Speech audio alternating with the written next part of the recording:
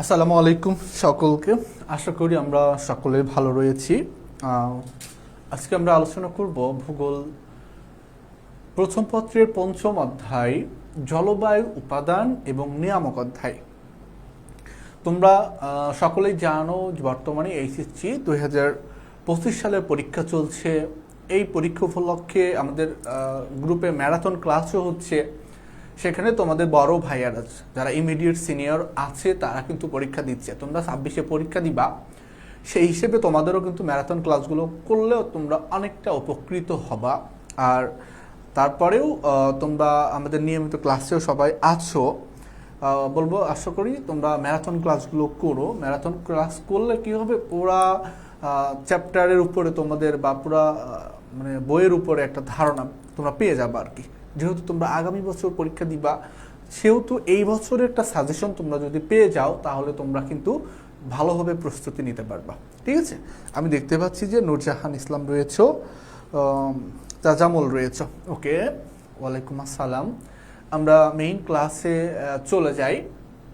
আমাদের আলোচনা হচ্ছে পঞ্চম অধ্যায়। পঞ্চম অধ্যায় কি? জলবায়ুর উপাদান এবং নিয়ামক। ভূগোলের ক্ষেত্রে যদি আমরা বলি যে কঠিন বা বুঝতে অসুবিধা হয় এরকম একটা সাবজেক্ট, এবং যেই সাবজেক্টটা না জানলে আমাদের ভূগোলের মেইন বিষয় জানা হয় না, সেটা হচ্ছে এই পঞ্চম অধ্যায়। তাহলে আমি বোঝাতে পারলাম যে যেই অংশগুলো না জানলে ভূগোলের বিষয়গুলো আমাদের জানা অসম্পূর্ণ থাকে, তার একটা অংশ হচ্ছে এই পঞ্চম অধ্যায়। আমরা গত একটা লেকচার কিন্তু এই পঞ্চম অধ্যায়ের উপরে নিয়েছি। এখন যদি আমরা ক্লাসের প্রথমে একটু সামারি করি আমরা কি কি বিষয় পড়েছিলাম, তাহলে আমাদের পরবর্তী অংশ আলোচনা করা এবং বুঝতে আমাদের জন্য সুবিধা হবে।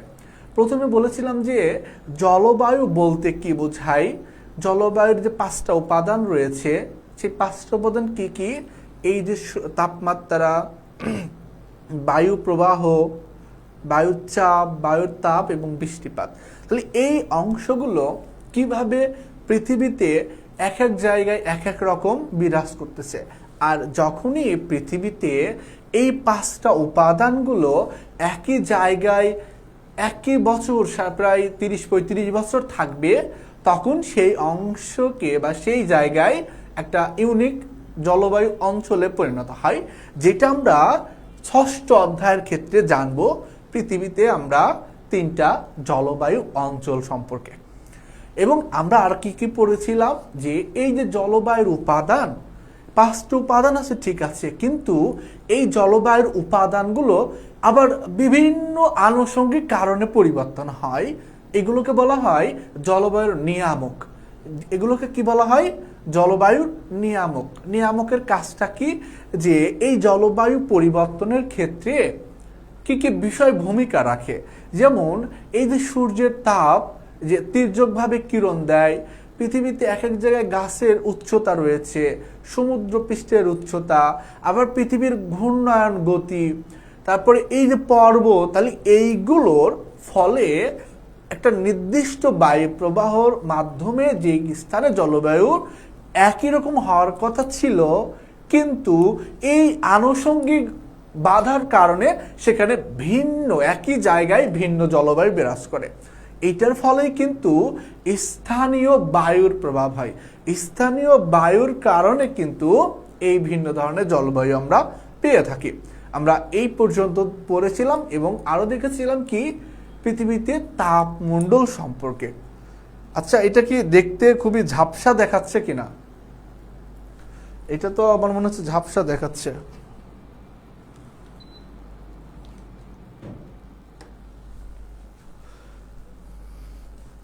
একটু তোমরা একটু ওয়েট করো, কারণ ক্যামেরাতে আমার মনে হচ্ছে একটু ঝাপসা দেখাচ্ছে।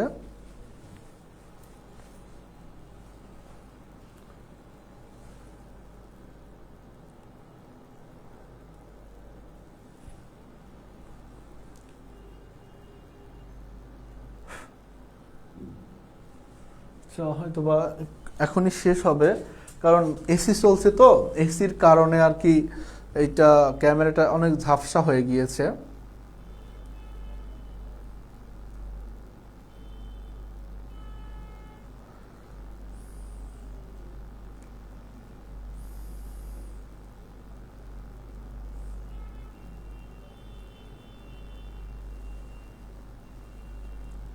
আমি একটু সাজ্জাদ,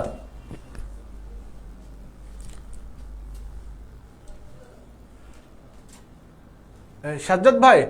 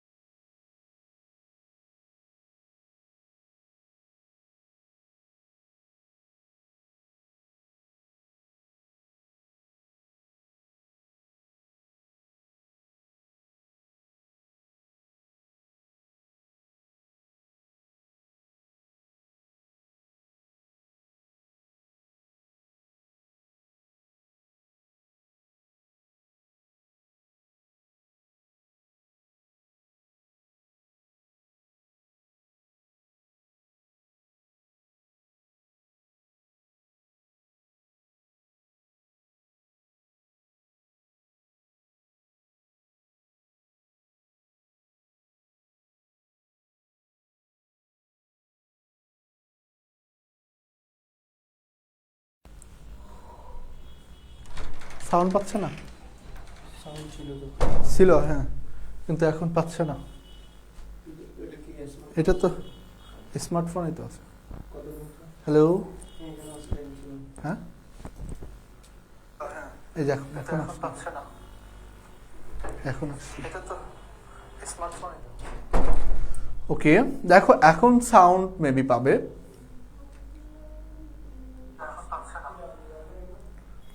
তাহলে আমরা আলোচনা একটু আগাই। আমরা এটা দিই। দেখো এই যে পৃথিবী, তাই না, আমরা পৃথিবীর অংশ যে পৃথিবী একটা গোলাকার, এটা কিন্তু আমরা জানি। জাস্ট এখানে একটু লক্ষ্য করো যে আমরা এই পৃথিবীকে এইভাবে দেখছি, এই উপর পাশে আমরা যে অংশগুলো দেখতে পাচ্ছি ঠিক অপোজিট সাইডেও কিন্তু একই রকম রয়েছে। এখন পৃথিবীটা কি রকম এটা যদি উদাহরণ তোমাকে দেয়, মনে করো আমরা সচরাচর ওই ফুটবল দেখি, তাই না? ফুটবল বা পেঁয়াজ, আপেল, এই যেগুলো দেখি, এইগুলো তুমি যদি একটু লক্ষ্য করো, আমি যদি ধরো মনে করো একটা ফুটবল, তাহলে ফুটবলের কি যে চারপাশে গোল না, জাস্ট আমি উপরের অংশগুলো দেখালাম। এখন আমি দেখাবো কি ফুটবলের মাঝের অংশ। আমি মনে করলাম যে এটা একটা তোমার হচ্ছে লেবু, মনে করো এটা কি লেবু বা আপেল মনে করো, আমি এটা মাছ থেকে কেটে নেব। দেখো আমি যদি এটা মাছ থেকে কেটে নিই, এটা দেখতে কিরকম হবে? অনেকটা এরকম হবে না? বিষয়টা বুঝতে পারছো কিনা?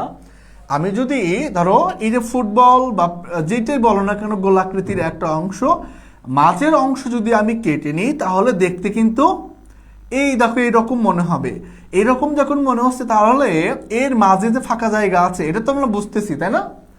ঠিক একইভাবে পৃথিবীর এই অংশগুলো আমাদের অনেক সময় বুঝতে কষ্ট হয় যে এটা কেন এত সমান। এটা অ্যাকচুয়ালি এই সমান এইভাবে না, পুরা পৃথিবীর অংশকে জাস্ট একটা মানে সমান্তরাল রেখার সাথে দেখানো হচ্ছে, কিন্তু পৃথিবীর এই অংশগুলো মূলত কিরকম? যদি আমরা নিরক্ষরেখার কথা বলি, নিরক্ষরেখাটা এইভাবে। আমরা যদি আবার বলি কর্কটক্রান্তি রেখা, মকরক্রান্তি রেখা, এটা এইভাবে। এটা কি এই যে একটা মানে একটু এক পাশ থেকে এক মেরু থেকে আরেক মেরুতে যখনই যাবে এটা কিন্তু অনেকটা ঘুরবে আর কি, দুই পাশেরটাই বোঝানোর জন্য আর কি। এটা কি হবে? যে ঘুরবে, যেমনটা এই যে তরমুজের ওই তুমি হচ্ছে লেবুর মতো বলতে পারো। ঠিক একইভাবে পৃথিবীতে যখন আমরা নিরক্ষরেখা বরাবর কোনো রেখাকে বলবো, তখন আমাদের আলোচনা করার সময় মনে করো এই রকম কিন্তু ভাবতে হবে। আমরা বলবো যে নিরক্ষরেখা বলতে কি বোঝায়? পৃথিবীকে আমরা যদি এই যে পৃথিবী মনে করো সমান দুই ভাগে, উত্তর দক্ষিণ ভাবে যদি সমান দুই ভাগে ভাগ করি, তাহলে মাঝে একটা কাল্পনিক রেখা, এখানে যে রেখাগুলো দেখানো হচ্ছে এইগুলো একটা রিয়েল না। কিন্তু এই রেখাগুলো কেন দেখানো হচ্ছে? পৃথিবীতে এক এক জায়গায় এক এক ধরনের জলবায়ু, বায়ু প্রবাহ দেখা যায়। এইটাকে কাল্পনিক বা কোন কোন জায়গায় এই বায়ু প্রবাহটা হয় সেটা দেখানোর জন্য, বা চাপ হয় এটা দেখানোর জন্য এইভাবে কিন্তু আমাদের গোলা মানে দাগ টেনে দেখানো হচ্ছে। যেমন কখনো কখনো দেখবা যে বিকেলবেলা কোথাও এক জায়গায় রোদ হচ্ছে, কোথাও এক জায়গায় বৃষ্টি হচ্ছে, কিন্তু ঠিক তুমি মাঝখানে দাঁড়াই আছো, বুঝতে একটু দূরে গেলেই বৃষ্টি হচ্ছে, একটু দূরে এদিকে রোদ। এটা হওয়ার কারণ কি? এর কারণটা হচ্ছে এই যে পৃথিবীতে এক এক জায়গায় এক এক রকম বৈশিষ্ট্যটা রয়েছে। আর এই জলবায়ু বা চাপ বলয়ের ক্ষেত্রে পৃথিবীতে মোট 7টি অংশ রয়েছে। কয়টা অংশ? 7টি অংশ রয়েছে, মানে 7টা অংশে ভাগ করা যায়। সবসময় মনে রাখবা পৃথিবীতে নিরক্ষরেখাকে আমরা যখন বিভক্ত করি, এই নিরক্ষরেখার মোট বিস্তৃতি 5 থেকে 10 ডিগ্রি, মানে এই 5 থেকে 10 ডিগ্রির মধ্যে সূর্য লম্বভাবে কিরণ দেয়। আচ্ছা, 5 থেকে 10 ডিগ্রির মধ্যে সূর্য লম্বভাবে কিরণ দেয়, কেন দেয়? এটা একটা প্রশ্ন কিন্তু থাকে। এটার প্রশ্নটা হচ্ছে কিরকম? দেখো যে তোমরা যদি কখনো গোলক দেখে থাকো বা ভূগোলক, তোমাদের দেখবা যে যদি ভূগোলক যদি দেখে থাকো তাহলে এখানে কি দেখবা? ধরো মনে করো একটা মোমবাতি, হ্যাঁ এটা একটা মোমবাতি। এখন এই যে মোমবাতি মনে করো এখানে জ্বলছে, এখন জ্বললে এই যে পৃথিবী, মনে করো এটা পৃথিবী, এখন পৃথিবীটা যদি এই পশ্চিম দিক থেকে ঘুরে আবার পূর্ব দিকে আসে, আমার কথা কি বোঝা যাচ্ছে? পৃথিবী ঘুরতেছে কিন্তু এই স্থানে মোমবাতি, এই মোমবাতি মনে করো সূর্য যেটা স্থায়ীভাবে এখানে আছে, আর সূর্যকে কেন্দ্র করে মানে এইখান থেকে ঘুরে এই মোমবাতির পাশ দিয়ে কিন্তু মানে কিরকম যে পাশ দিয়ে এইভাবে কিন্তু যখন ঘুরবে আর কি, এইভাবে যখন ঘুরবে তখন কি হবে, এই মোমবাতির আলো তোমার এই যে পৃথিবীর অংশে মানে মাঝে সব সময় একইভাবে কিরণ কিন্তু দিচ্ছে। ওকে, এখন কিরণ দিচ্ছে, কিন্তু এই পৃথিবী যখন সূর্যকে কেন্দ্র করে ঘুরতেছে, এটা এখন মনে করো সূর্য মোমবাতির মানে কি এর আলো তো চারদিকে দিচ্ছে তাই না, এটা মনে করো সূর্য এখন সূর্যকে কেন্দ্র করে ঘুরে আসতে পৃথিবীর 365 দিন সময় লাগে। এখন পৃথিবী এখন আছে এখানে, আবার এই পৃথিবী রয়েছে কোথায়, এইখানে, আবার পৃথিবী এইখানে, এইভাবে কিন্তু সূর্যের চারিদিকে ঘুরতেছে। এখন এই যে চারিদিক দিয়ে সূর্যকে কেন্দ্র করে পৃথিবী ঘুরতেছে, কিন্তু ঘোরার সময় একটা জিনিস খেয়াল করবা, তুমি যখন ফুটবল ক্রিকেট বল উপরে ছুঁড়ে মারবা, ঠিক তুমি যেভাবে দিবা ওইভাবে কিন্তু যায় না। কিভাবে যায়, এটা ঘুরতে ঘুরতে যায়। এটা বুঝতে পারছো যে এই অংশটা কিন্তু যখনই তোমার হাত থেকে ছুড়বা ওই বলটা ঘুরতে ঘুরতে কিন্তু তার গতিপথ আগায়। ঠিক একইভাবে আমাদের এই পৃথিবী যখন সূর্যকে কেন্দ্র করে ঘোরে, তখন ঘোরার সময় বিস্তৃতি হচ্ছে 23.5 ডিগ্রি অক্ষাংশ। আমি বুঝাতে পারলাম? আমি তো পৃথিবীকে সোজা এভাবে দাঁড় করিয়ে এখানে রেখেছি, কিন্তু এই পৃথিবী যখন সূর্যকে কেন্দ্র করে ঘুরছে তখন পৃথিবী কত ডিগ্রি অক্ষাংশে ঘুরে, 23.5 ডিগ্রি অক্ষাংশে। মানে এই দেখো উপরে 23.5 ডিগ্রি, দক্ষিণে 23.5 ডিগ্রি। ঠিক একইভাবে এখানে 23.5 ডিগ্রি, এখানে 23.5 ডিগ্রি। তাহলে এইভাবে দেখো, এই যে পৃথিবী যখন ঘুরছে এখানে তখন এইভাবে আছে, এই 23.5 ডিগ্রি অংশটা যখনই ঘুরে যাবে তখন উত্তর দিকে গেলে এই মকরক্রান্তি রেখার দিকে কিন্তু সূর্যের তাপটা বেশি।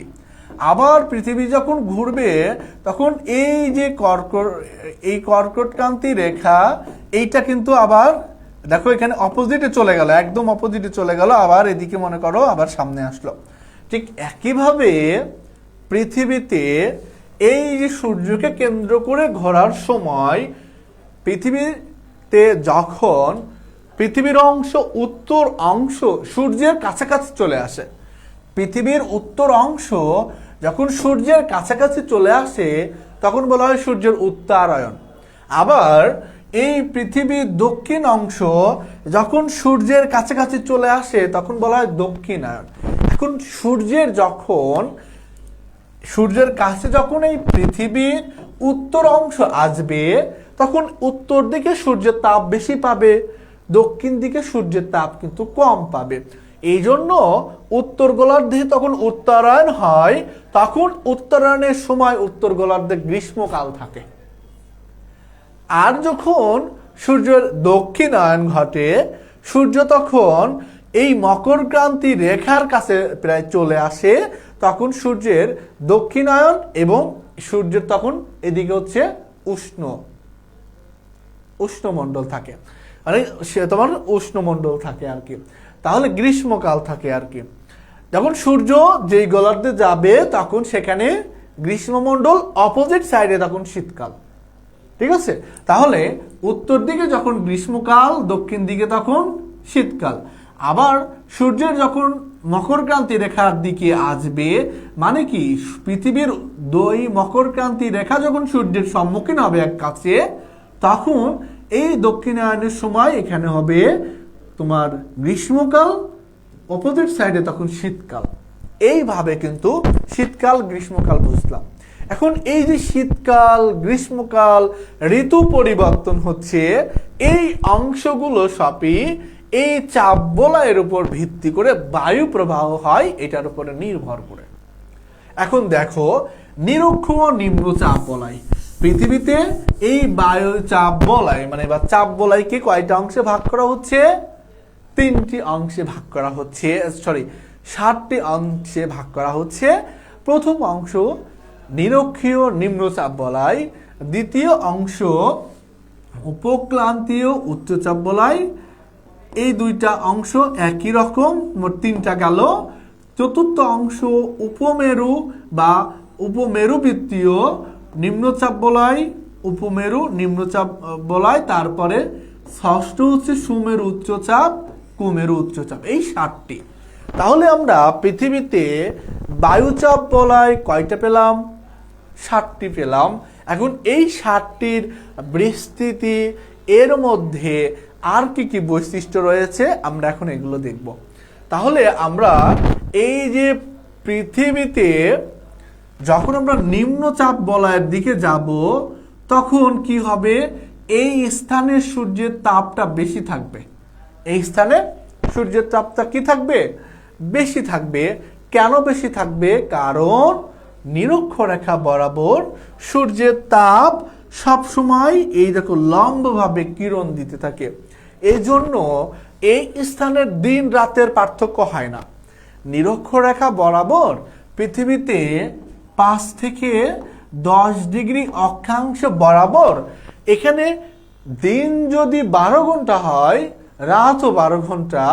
এই প্রসেস বছরের 12 মাসে একই রকম থাকে এবং এই নিরক্ষীয় অঞ্চলে সূর্যের তাপ একইভাবে পাচ্ছে।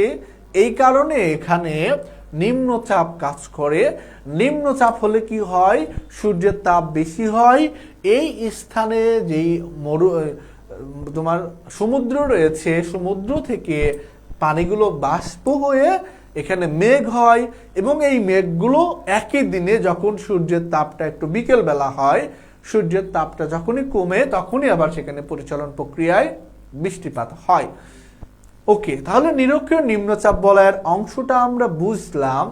তবে আরেকটা বিষয় আমরা বুঝি যে এই যে আমরা বলছি নিরক্ষরেখায় দিন যদি 12 ঘন্টা হয়, রাতও 12 ঘন্টা হবে, কিন্তু আমরা বসবাস করতেছি উপক্রান্তীয় উচ্চচাপ বলয়ের মধ্যে।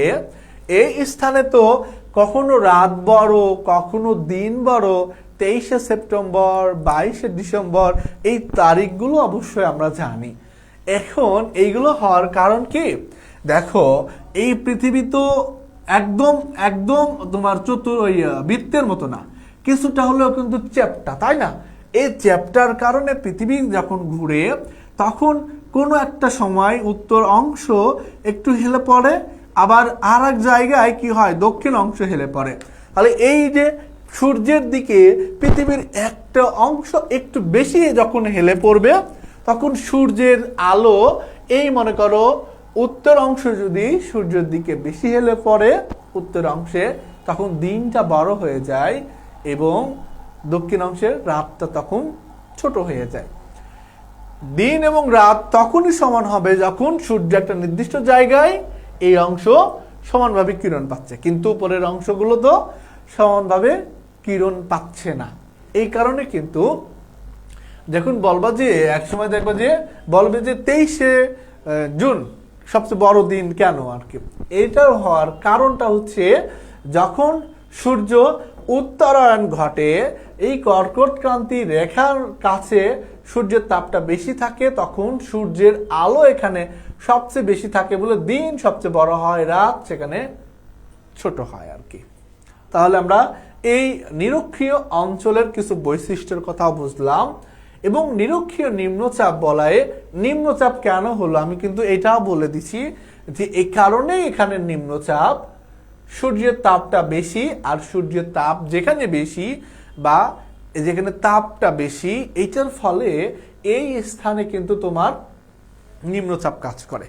এখন তোমরা আবার বলতে পারো ভাইয়া এই যে উপমেরু নিম্নচাপ কুমেরু, এইখানে কেন নিম্নচাপ আসলো? তোমাদের তো এটা প্রশ্ন আসতেই পারে, কি বলো?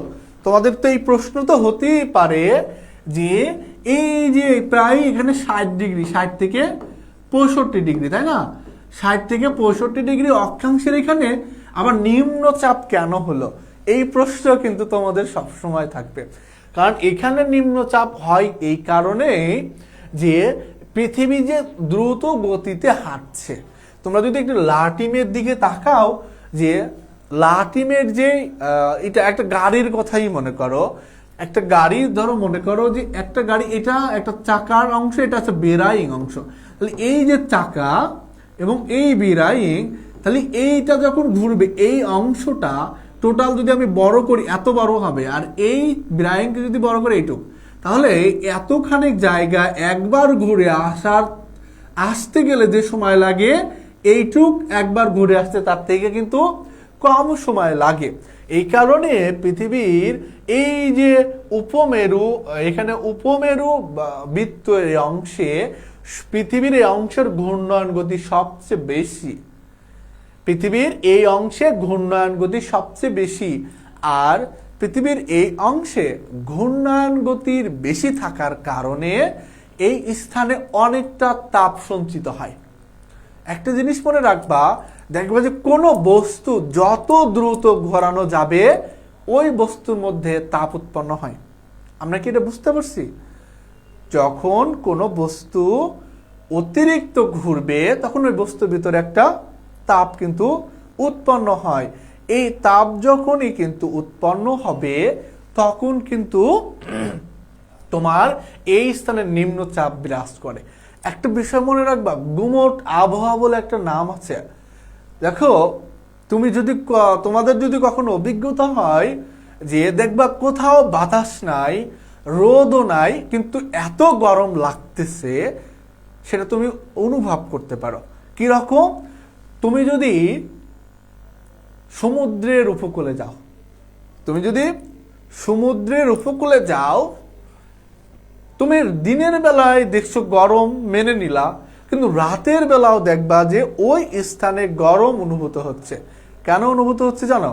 কারণ ওই স্থানে যে সূর্যের তাপ দিনের বেলা দিয়েছিল, সূর্যের তাপ পানিতে অধিক সময় পর্যন্ত উষ্ণ রাখে। এই জন্য প্রায় সমুদ্র উপকূলে তোমার সবসময় উষ্ণ থাকে পানি, তারপরে কিন্তু উষ্ণ, কারণ সূর্যের তাপের কারণে।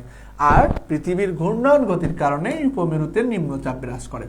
তাহলে নিম্নচাপ এই নিরক্ষরেখা বরাবর হতে পারে এটা বুঝলাম, কিন্তু উপমেরু বৃত্তের এই অংশে নিম্নচাপ হয় এটার অংশও কিন্তু বুঝতে পারলাম। তাহলে নিরক্ষীয় নিম্নচাপ বলয়ে আমরা কত ডিগ্রি অক্ষাংশের মধ্যে পেলাম? যে তোমার 5 থেকে 10 ডিগ্রি অক্ষাংশের মধ্যে নিরক্ষীয় নিম্নচাপ বলয় থাকে। আর এই স্থানে প্রত্যেক দিন পরিচালন প্রক্রিয়ায় বৃষ্টিপাত হয়। এই স্থানের মানুষ বেশি সময় ধরে কাজ করতে পারে না। কেন কাজ করতে পারে না? কারণ এই স্থানে সূর্যের তাপ এত বেশি থাকে, বাইরে মানুষ মানে সচরাচর কাজ করে শান্তি পায় না। আমরা যেমন একটু রোদ হলেও বাইরে কাজ করতে পারি, কারণ সূর্যের তাপ এত বেশি আমাদের এখানে থাকে না। কিন্তু নিরক্ষীয় নিম্নচাপ বলয়ে এত বেশি পরিমাণে তোমার সূর্যের তাপ যে মানুষ বাইরে কাজ করতে পারে না, অবসাদ হয়ে যায়। বলে না যে একদম ক্লান্ত লাগছে, অবসাদ হয়ে যাচ্ছে। এটার কারণে এখানে একটা অবসাদ অঞ্চল নামকরণ করা হয়েছে। কি নামকরণ করা হয়েছে? অবসাদ অঞ্চল নামকরণ কিন্তু করা হয়েছে। ওকে, তাহলে আমরা এই অংশটা বুঝলাম। এখন আরেকটা অংশ বলি, এই যে পৃথিবী তো অনবরত ঘুরতেছে, তাই না? আর আমরা বসবাস করতেছি এই কিনারে, তাই না? এখানে কোথাও মনে করো এরকম একটা পাহাড় আছে, এখানে পাহাড় আছে, এখানে মনে করো পর্বত, তোমার মরুভূমি আছে, এরকম সব জায়গায় কিন্তু এইভাবে কিন্তু আমরা ঘুরতেছি। এখন প্রশ্ন আসতে পারে, পৃথিবী ঘুরছে, আমরা এই স্থান থেকে এদিকে মহাকাশ, এদিকে সবই মহাকাশ, ঠিক আছে? এই মহাকাশের মধ্যে এদিকে এই সূর্যটা রয়েছে। এই সূর্যকে কেন্দ্র করে মনে করো পৃথিবীটা ঘুরে চলছে অনবরত। এখন এই যে মহাকাশের দিকে আমরা কেন ছিটকে যাই না? পৃথিবীর একটা ধর্মটা হচ্ছে এই পৃথিবী প্রত্যেক বস্তুকে তার নিজের দিকে আকর্ষণ করে চুম্বকের মতো। এটা হচ্ছে অভিকর্ষর একটা বল। এখন আমি ধরো মনে করো এখানে আমি আমার বাসা কোথায়, মনে করো এই যে আমি একটু দেখাই, যদি বলি আমরা আসলে কোন জায়গায়, এই যে কর্কট ক্রান্তি রেখা বলতে আমরা কত ডিগ্রি রেখা বলবো? ডিগ্রি অক্ষাংশ, তাই না? ঠিক আমাদের বাংলাদেশের এই অংশটা কিন্তু রয়েছে এই জায়গায়। বাংলাদেশে রয়েছে কোথায়? এই জায়গায়। তাহলে এই যে এই জায়গায় রয়েছে, আমরা এই জায়গায় যখন আমরা বাংলাদেশ রয়েছে, এখন এই যে স্থানে পৃথিবীর ঘূর্ণায়ন গতির ফলে আমরা কেন বাইরে ছিটকে পড়তেছি না? এর কারণটা হচ্ছে সূর্য আমাদের দিকে আকর্ষণ করতেছে। এখান থেকে ধরো ফুটবল খেলতেছে, ফুটবল খেলে যদি কেউ আকাশের দিকে ছুঁড়ে মারে, মানে কি এখান থেকে এদিকে ছুঁড়ে মারলো, কিন্তু এই বল আবার কি হবে? এখানে ব্যাক করবে। কেন ব্যাক করবে? কারণ এখানে পৃথিবী তার নিজস্ব বস্তুর কাছে আকর্ষণ করে আর কি। আর এই যে সূর্য এবং পৃথিবীর ভিতরে যে একটা আকর্ষণ, এটার ফলে সূর্যকে কেন্দ্র করে পৃথিবী ঘুরতেছে, এটা হচ্ছে মহাকর্ষ বল। বুঝা গেল? তাহলে এই অংশটা বুঝলাম।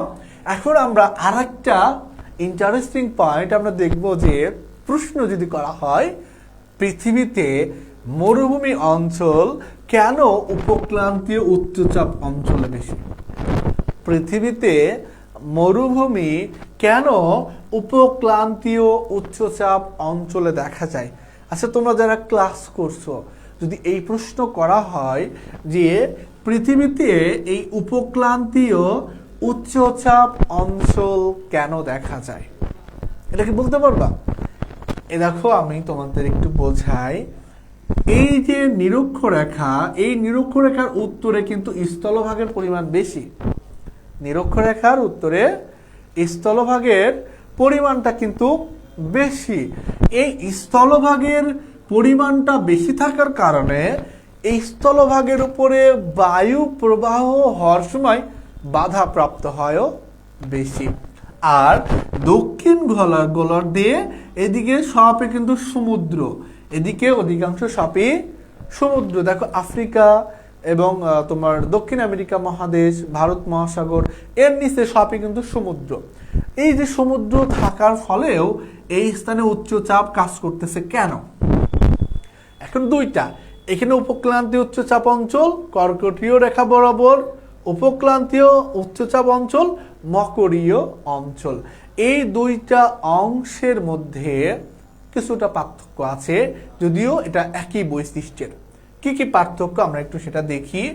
যে এই স্থানে স্থলভাগের পরিমাণ বেশি, এই স্থানে স্থলভাগের পরিমাণটা কম।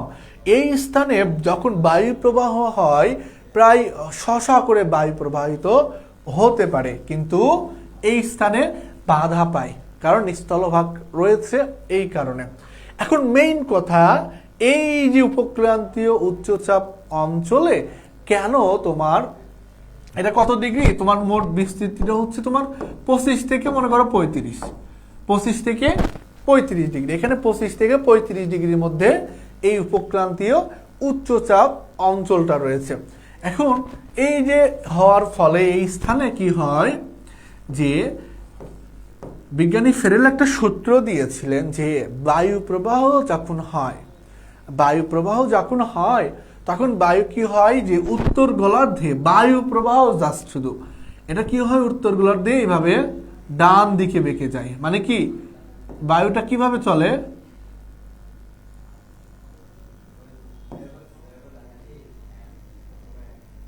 এইভাবে, আর মানে ঘড়ির কাঁটার দিকে, আর দক্ষিণ গোলার্ধে ঘড়ির কাঁটার বিপরীত দিকে। তাহলে দক্ষিণ গোলার্ধে ঘড়ির কাঁটার বিপরীত দিকে, দেখো এটা ঘড়ির কাঁটার বিপরীত দিকে চলছে, এটা ঘড়ির কাঁটার অনুযায়ী চলছে। তাহলে ক্লকওয়াইজ এবং এন্টি ক্লকওয়াইজ এইভাবে কিন্তু উত্তর গোলার্ধে এবং দক্ষিণ গোলার্ধে কিন্তু এই বায়ু প্রবাহটা হয়ে থাকে। এখন এই যে নিরক্ষীয় নিম্নচাপ অঞ্চল থেকে যখন বায়ুটা প্রবাহিত হয়, তখন কি হয়, এটা কিন্তু তোমার এইভাবে দেখো প্রবাহিত হয়। বুঝে গেল? তাহলে আমি যদি এই দিয়ে দিই, দাগটা দিয়ে দিই, তাহলে এটা বুঝলা। আর বায়ু সবসময় কিভাবে চলে? বায়ু চলে কিভাবে সবসময়? বায়ু কিন্তু সবসময় উচ্চচাপ অঞ্চল থেকে নিম্নচাপ অঞ্চলের দিকে বায়ু প্রবাহিত হয়। কি হয়, যে উচ্চচাপ অঞ্চল থেকে নিম্নচাপ অঞ্চলের দিকে বায়ু প্রবাহিত হয়। এখন এই যে এটা হচ্ছে নিরক্ষীয় অঞ্চল, এখানে তোমার জলীয় বাষ্পটা বেশি থাকে। পৃথিবীর ঘূর্ণায়ন গতির ফলে এই যে নিরক্ষীয় অঞ্চলের বায়ুটা কি হয়, যে দুই দিকে অগ্রসর হতে থাকে, দুই দিকে কিন্তু অগ্রসর হতে থাকে। তখন কি হয়, উচ্চচাপ অঞ্চলের বায়ু, এইদিকে দেখো উচ্চচাপ অঞ্চলের বায়ু, এদিকে উচ্চচাপ অঞ্চলের বায়ু তখন এদিকে আসতে থাকে।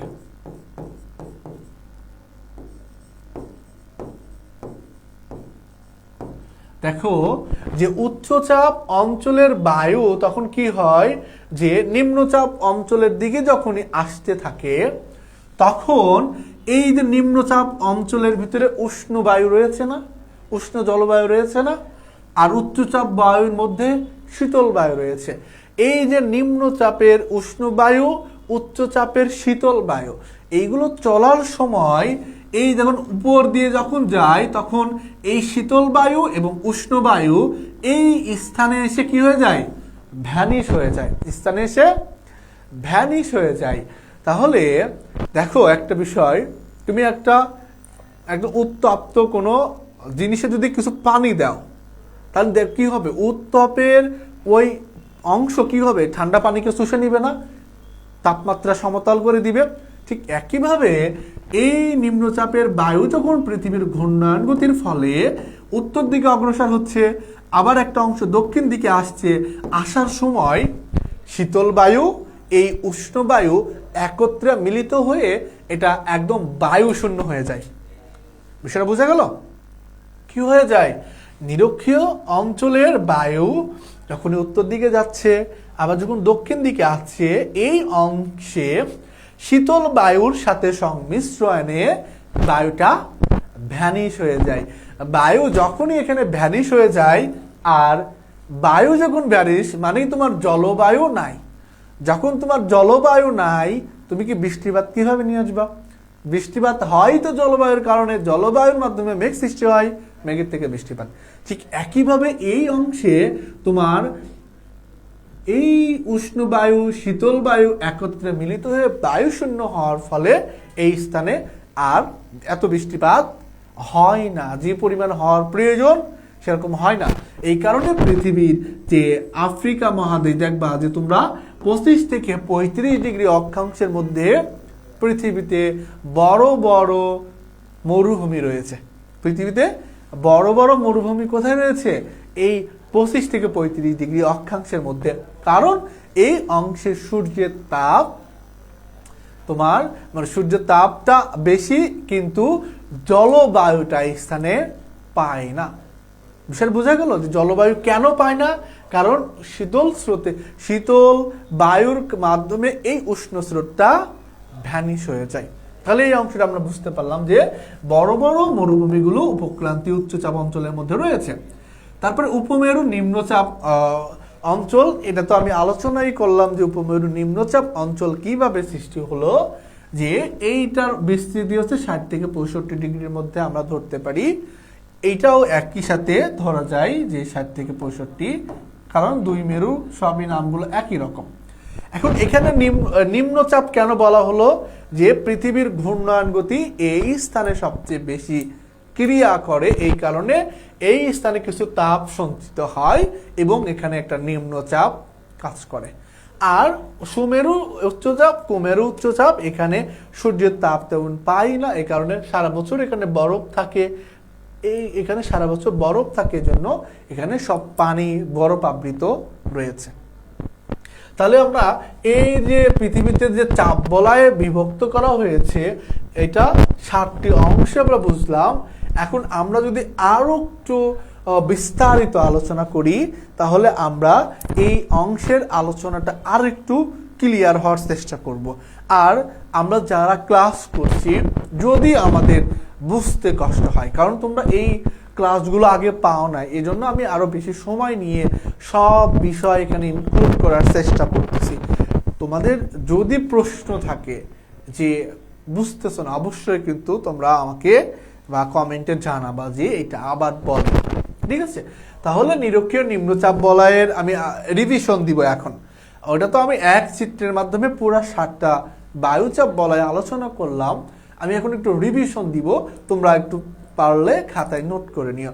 নিরক্ষীয় নিম্নচাপ বলয়ের বিস্তৃতি হচ্ছে 5 থেকে 10 ডিগ্রি অক্ষাংশের মধ্যে, 5 থেকে 10 ডিগ্রি অক্ষাংশের মধ্যে। দেখো এই স্থানে একটা ছোট্ট করে মানচিত্র দেওয়া রয়েছে, এই যে কোন কোন দেশগুলো নিরক্ষীয় নিম্নচাপ বলয়ের মধ্যে রয়েছে তোমরা দেশগুলো দেখবা। এই যে এখানে দেখো, এখানে হচ্ছে মালয়েশিয়া, ইন্দোনেশিয়া, ব্রুনাই, সিঙ্গাপুর, এই অঞ্চলগুলো কিন্তু রয়েছে।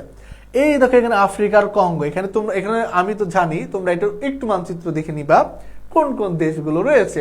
তার মানে এই দেশগুলো সম্পর্কে যদি কখনো প্রশ্ন আসে, ইন্দোনেশিয়া কোন বায়ুচাপ বলয়ের অন্তর্ভুক্ত, তখন তোমাকে বুঝে নিতে হবে এটা 0 ডিগ্রি অক্ষাংশের মধ্যে আছে, এটা হচ্ছে নিরক্ষীয় নিম্নচাপ বলয়ের মধ্যে পড়ে। এবং এই দেশের আবহাওয়াটা কেমন, এটা বুঝতে পারছো, এরকম আর কি।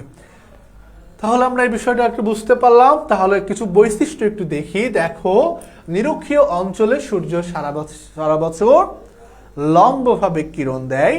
এই কিরণ দেওয়ার পরে কি হয়, যে এই উত্তপ্ত এবং এই বায়ুটা হালকা কি হয়, পৃথিবীর ঘূর্ণায়ন গতির ফলে একটা উত্তর দিকে একটা দক্ষিণ দিকে কিন্তু বায়ু প্রবাহিত হতে থাকে, উঠে যায় আর কি। তাহলে এই দেখো উত্তর দক্ষিণে এই বায়ুটা কিন্তু ছিটকে যায়, যেটা বললাম পৃথিবীর ঘূর্ণায়ন গতির কারণে, যে কারণে এখানে নিম্নচাপ সৃষ্টি হয়। আর এই যে ঊর্ধ্বগামী বায়ুর কারণে, বায়ুর ঊর্ধ্বগামী এবং নিম্নগামী, এই যে নিরক্ষ অঞ্চল থেকে উত্তরে যখন যাবে সেটা ঊর্ধ্বগামী, আর যখন নিচে যাবে তখন আসছে নিম্নগামী। এইটার হওয়ার ফলে কি হয়, দুই দিকে এই বায়ুর চাপ যখন চলে যায় তখন একটা বায়ুশূন্য একটা অবস্থা কাজ করে, একটা শান্ত অবস্থা থাকে, তখন তাকে কি বলা হয়, অবসাদ অঞ্চল বা ডোলড্রাম বলা হয়। নিরক্ষীয় অঞ্চলে একটা শান্ত চাপ বলা রয়েছে, এটার নাম কি, ডোলড্রাম। এটার নাম হচ্ছে ডোলড্রাম আর কি, যে ঊর্ধ্বগামী হওয়ার ফলে এই বায়ুটা যখন ঊর্ধ্বগামী হলো, এই নিচের বায়ু যখন দক্ষিণে আসলো, তখন এটা কি হয়, এই সমান্তরালে বায়ুটা শূন্য হয়ে যায়। এই অংশে তখন ডোলড্রাম বা শান্ত, যে নিরক্ষীয় শান্ত বলয় বলা হয়ে থাকে। ঠিক আছে, আর এটার সংক্ষেপে নাম হচ্ছে আইটিসিজেড, যেটা ইন্টারট্রপিক্যাল কনভার্জেন্স জোন আর কি, এটার নামকরণ করা হয়েছে। এর কি কি বৈশিষ্ট্য রয়েছে, যে এই স্থানে যে পরিচালন প্রক্রিয়ায় একটা বৃষ্টিপাত হয়, এটা বুঝলাম। আবার এই নিরক্ষীয় অঞ্চলে ঝড়পুঞ্জ বা কিউমুলাস মেঘ হয়, এটা কিন্তু মনে রাখবা, যে এই যে পরিচালন প্রক্রিয়ায় বৃষ্টিপাত হচ্ছে, যে একই জায়গায় বৃষ্টি হচ্ছে প্রত্যেক দিন একই জায়গায় থেকে, আর এটা হওয়ার সময় সেই মেঘ একটা সৃষ্টি হয়, এটা কিউমুলাস বা কিউমুলাস নিম্বাস ঝড়পুঞ্জ মেঘ সৃষ্টি হয়। আর এখানে ভ্যাপসা থাকে, এই কারণে এই আবহাওয়াটা কিন্তু মানুষ কর্মক্ষম বেশি কিন্তু থাকতে পারে না। এবং তারপরে 2 নম্বর এবং 3 নম্বর সিরিয়ালে রয়েছে উপক্রান্তীয় উচ্চচাপ অঞ্চল। এই অঞ্চল হচ্ছে যে 23.5 ডিগ্রি উত্তর কর্কটীয় অংশ, 23.5 ডিগ্রি দক্ষিণ মকরীয় অংশ। এই দুইটা অংশের উভয় পাশে কিন্তু তোমার এই উপক্রান্তীয় উচ্চচাপ বলা রয়েছে, সেটা হচ্ছে 25 থেকে 35 ডিগ্রি অক্ষাংশের মধ্যে। এখন এই অংশগুলোর মধ্যে আমি দেখো বৈশিষ্ট্যগুলো কিন্তু তোমাদের এখানে দিয়ে দিয়েছি, যে এই বৈশিষ্ট্য দেখলে আমরা বুঝতে পারবো যে কেন এই স্থানে তোমার মরুভূমি আসলে আমরা দেখতে পাই আর কি।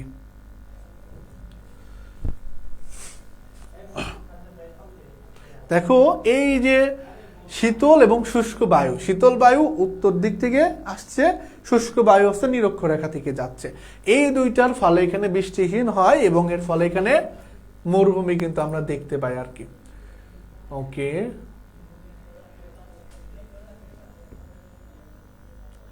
এখন আবার আটলান্টিক মহাসাগরের উপর কর্কটীয় শান্ত বলয়কে এটা অশ্ব হবে, এটা অশ্ব মানে ঘোড়া, ঠিক আছে, অশ্ব অক্ষাংশ বলা হয়। যে আটলান্টিক মহাসাগরে কেন এটাকে অশ্ব অক্ষাংশ বলা হয়, কারণ কি, যে এই অংশে উপক্রান্তীয় উচ্চচাপ বায়ুর অংশে তোমার যে অশ্ব অক্ষাংশ, এই জন্যই বলা হচ্ছে যে এই অংশের মধ্যে আগে পালতোলা জাহাজগুলো নিয়ে যাওয়ার সময় জাহাজের মধ্যে থাকা ঘোড়াগুলো তোমার বায়ু এখানে আটকা পড়তো, শান্ত হওয়ার কারণে বায়ু আটকা পড়তো, জাহাজকে হালকা করার জন্য ঘোড়াবাহী ওই জাহাজ থেকে ঘোড়াকে ওইখানে ফেলে দেওয়া হতো, এই জন্য ওখানে অশ্ব অক্ষাংশ নামকরণ করা হয়েছে। ঠিক আছে, তাহলে এই অংশটা বুঝলাম। এখানে জলবায়ুর বৈশিষ্ট্যটাও তো কিছুটা যেমন বললাম যে দেখো কি কি মরুভূমি, আফ্রিকার সাহারা, কালাহারি মরুভূমি, এশিয়ার আরব মরুভূমি, সব মরুভূমি কিন্তু এই অংশের মধ্যে রয়েছে। তারপরে মেরুবৃত্তীয় নিম্নচাপ অংশ, মেরুবৃত্তীয় নিম্নচাপ অঞ্চল, যে এটা 60 থেকে 65 ডিগ্রি অক্ষাংশের মধ্যে রয়েছে। এই দুইটা অংশের কি কি বৈশিষ্ট্য দেখো, যে এই দুইটি বহির্মুখী শক্তি, দেখো সেন্ট্রিফিউগাল ফোর্স, যে বহির্মুখী শক্তি এবং পৃথিবীর ঘূর্ণায়ন গতির কারণে এখানে নিম্নচাপ কিন্তু সৃষ্টি হয়, সেটা কিন্তু আমরা বুঝলামই আর কি। এখানের বৈশিষ্ট্যটা এগুলো এতটা ইম্পর্টেন্ট না, প্রথম তিনটা কিন্তু ইম্পর্টেন্ট, ওইগুলো দেখলেই হবে। আর মেরুদেশীয় উচ্চচাপ বলা যেখানে 90 ডিগ্রি উত্তর অংশ, 90 ডিগ্রি দক্ষিণ, এইটা উচ্চচাপ বলা আর কি। সর্বদা 0 ডিগ্রির কম থাকে। বরফ মানে কি 4 ডিগ্রি হতে হবে, পানিকে বরফ করতে হলে অবশ্যই -4 ডিগ্রি করতে হবে। ঠিক একইভাবে তোমার এই যে অংশে সবসময় বরফ কিন্তু বরফ আবৃত অবস্থায় কিন্তু থাকে আর কি। দেখো 6 মাস সূর্য প্রায় দিগন্তের কাছাকাছি থাকে, মানে সূর্যেরও প্রায় 6 মাস এটা কিন্তু দিগন্তের কাছাকাছি অবস্থান করে আর কি। ওকে, তাহলে আমরা এত সময় পর্যন্ত যে বায়ু চাপ বলয়, দেখো একটা ক্লাসেই একটা অংশ বোঝাতে কিন্তু চলে গেল। এখন এই অংশ কিন্তু আমরা বুঝতে পারলাম যে পৃথিবীতে মোট 7টি বায়ুচাপ বলয় রয়েছে। 7টি বায়ুচাপ বলয়ের উপর ভিত্তি করে আবার বায়ু প্রবাহ হবে। আবার এখানে কি হবে, বায়ু প্রবাহ আবার হওয়ার কারণগুলো একটু দেখি। দেখো উষ্ণতার তারতম্য, বায়ু প্রবাহ তখনই হবে যখন উষ্ণতার তারতম্য হয়। তুমি একটা পাত্রের মধ্যে পানি নিলে, পাত্রকে যখন তুমি তাপ প্রয়োগ করলে, ওই পাত্রের ভিতরে একটা গতিশীলতা সৃষ্টি হলো, তাই না? যে তখন যখন নিচে কিন্তু তাপ পাইলো এবং উপরে কিন্তু শীতল অংশটা কিন্তু আস্তে আস্তে এই তাপটা কিন্তু শোষণ করতে থাকলো এবং একটা পর্যায়ে অতিরিক্ত তাপ হওয়ার ফলে এর ভিতরে একটা চলনশীল প্রক্রিয়া সৃষ্টি হলো। ঠিক একইভাবে এই উষ্ণতার ফলে দেখো উষ্ণতা এবং বায়ুর চাপ ব্যস্তানুপাতিক। বলছে কি যে উষ্ণতা এবং বায়ুর চাপ কি ব্যস্তানুপাতিক। যখনই তোমার উষ্ণতা বেড়ে যাবে বায়ুর চাপটা কমে যাবে, উষ্ণ যখনই কমবে বায়ুর চাপ উচ্চ হয়ে যাবে, এটা হচ্ছে স্বাভাবিক বিষয়। বায়ু চাপের তারতম্য, বায়ু চাপের তারতম্য, যে বায়ুর চাপের তারতম্য, উষ্ণতার তারতম্য, এগুলোর ফলে কিন্তু বায়ু প্রবাহটা হয়। এই যে বায়ুর যে অংশটা দেখতে পাচ্ছ তোমরা, বায়ু যে কোন দিকে ডান দিকে যাচ্ছে আবার দক্ষিণ দিকে বাম দিকে যাচ্ছে, এটা উষ্ণতার তারতম্যের মাধ্যমে হয়। আর একটা অংশ পৃথিবীর ঘূর্ণায়ন গতি, বায়ুমণ্ডলীয় উপাদান, এইগুলোর মাধ্যমে, পৃথিবীর ভূমিরূপ, এইগুলোর মাধ্যমে কিন্তু আমাদের এই বায়ু প্রবাহগুলো কিন্তু সৃষ্টি হয়।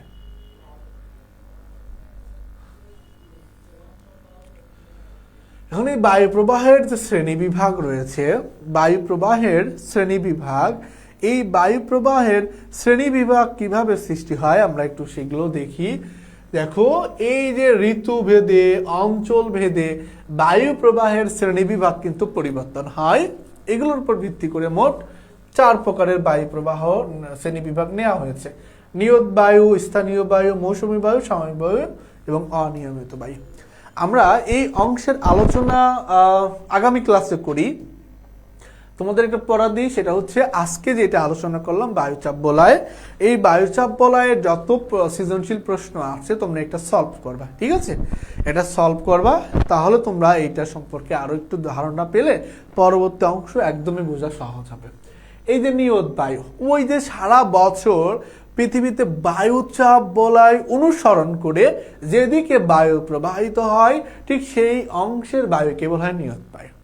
আবার নিয়ত বায়ুকে 3টা অংশে ভাগ করা হয়: অয়ন বা বাণিজ্য বায়ু, মৌসুমী বায়ু, এইভাবে আর কি। তারপর স্থানীয় বায়ু, মৌসুমী বায়ু, অনিয়মিত বায়ু, এইভাবে কিন্তু আবার আলোচনাগুলো হবে। ঠিক আছে, তাহলে আমরা আগামী ক্লাস এই বায়ু প্রবাহের শ্রেণী বিভাগ থেকে শুরু করব। তোমরা সে পর্যন্ত ভালো থেকো, সুস্থ থেকো। আমরা আগামী ক্লাসে তোমাদের সাথে এই টপিকস নিয়ে আবার আলোচনা করবো। ঠিক আছে, ওকে, সকলে ভালো থেকো। আজকের ক্লাস এখানে রাখছি। আসসালামু আলাইকুম।